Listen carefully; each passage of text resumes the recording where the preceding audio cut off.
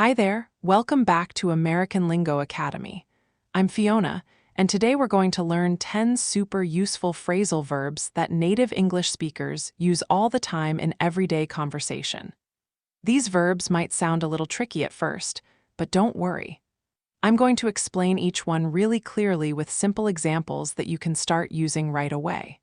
So grab a cup of coffee or tea, get comfortable, and let's dive in together. Number 1, divide up. This phrasal verb means to separate something into smaller parts or portions so that different people can share it. We use this all the time when we're splitting things among a group, like food, work, or money. For example, imagine you and your roommates order a large pizza for dinner. When the pizza arrives, someone needs to divide up the slices so everyone gets a fair share. You might say, "Let's divide up the pizza so we all get the same amount." Here's another one. Imagine you're working on a big school project with 3 classmates. There's a lot of work to do, like research, writing, and making a presentation.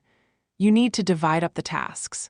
So one person does the research, another writes the report, someone else makes the slides, and the last person practices the presentation. You could say, "We need to divide up the work so nobody has to do everything alone." Number 2, divvy out. This means to distribute or hand out things to different people. It's very similar to divide up, but we usually use divvy out when we're actually giving things to people, like passing out items or sharing resources. For example, let's say you're a teacher and you have a stack of worksheets for your students. At the beginning of class, you walk around the room and divvy out the papers to each student. You might tell another teacher later, "I divvied out the worksheets at the start of class."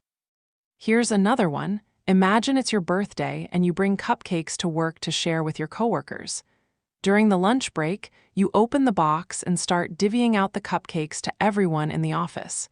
You give one to each person so nobody feels left out. Someone might say, "Thanks for divvying out those cupcakes, they were delicious." Number 3, divvy up. This phrasal verb is almost the same as divide up.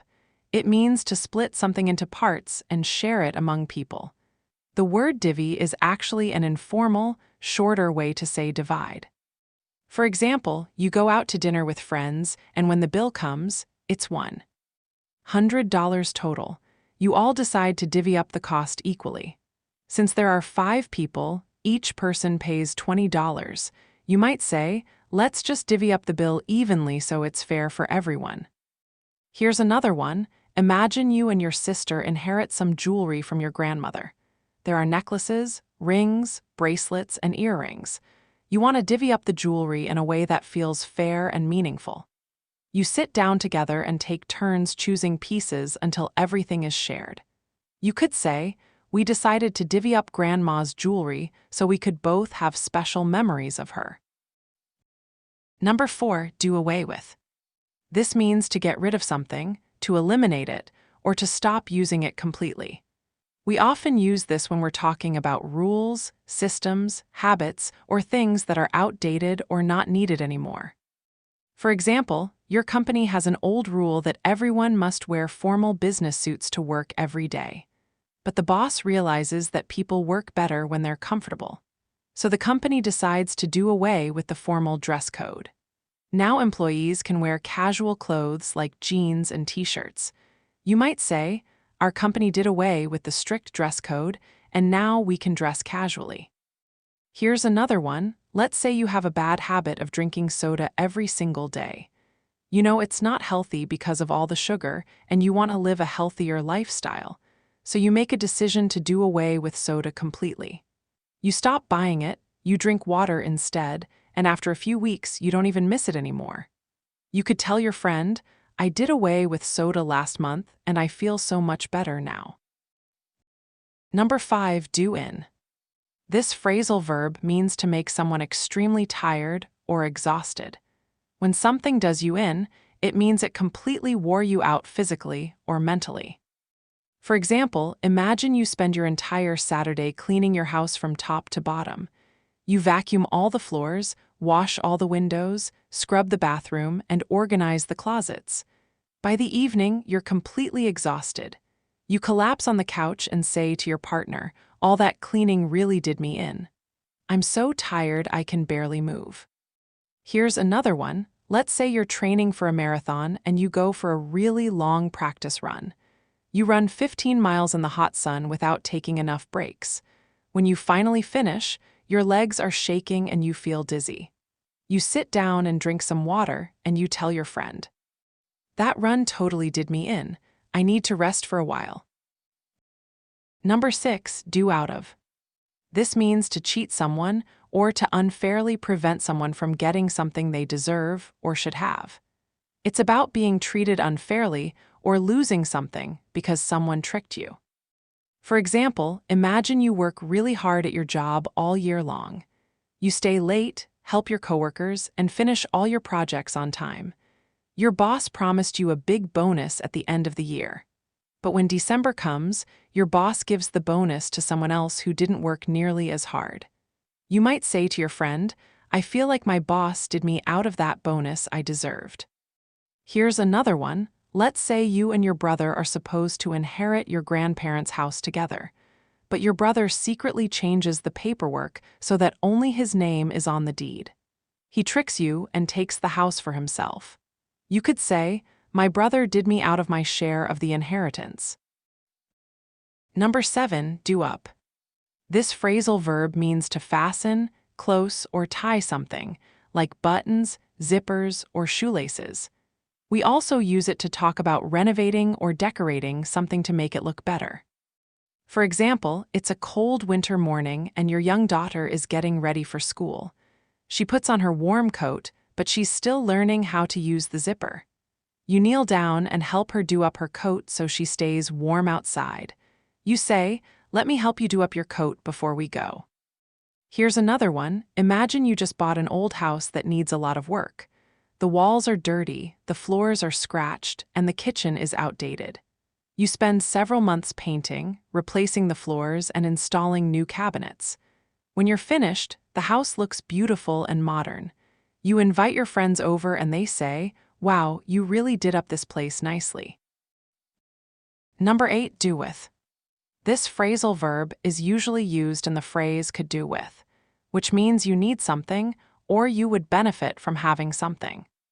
For example, you've been working at your computer for 6 hours straight without a break. Your eyes are tired, your back hurts, and you're feeling stressed. You realize you need to take a break and relax. You might say to yourself or a coworker, "I could really do with a cup of coffee right now." Here's another one. Imagine you're planning a weekend trip to the mountains with friends. You're all excited, but when you check the weather forecast, you see it might rain the whole time. Rain would ruin your hiking plans and outdoor activities. You look at the forecast and say, "We could do with some better weather this weekend." Number 9, do without. This means to manage or survive without having something, even though it might be difficult or uncomfortable. It's about not having something you want or usually have, but still being okay. For example, imagine your car breaks down and it's going to take a week to repair. You usually drive to work every day, but now you don't have a car. So you have to take the bus and wake up earlier every morning. It's inconvenient, but you manage. You tell your friend, "I'll just have to do without my car for a week until it's fixed." Here's another one. Let's say you're trying to save money because you want to buy a house next year. To save more, you decide to cancel your expensive gym membership and stop eating out at restaurants. These are things you enjoy, but they're not absolutely necessary. You tell yourself, "I can do without the gym and restaurants for a while to reach my goal." Number 10, dob in. This is a British and Australian phrasal verb that means to report someone to an authority figure, like telling a teacher, parent, or police officer that someone did something wrong.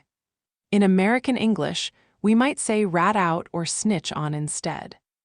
For example, imagine you're in high school and you see your classmate cheating on a test. He's looking at another student's paper and copying the answers.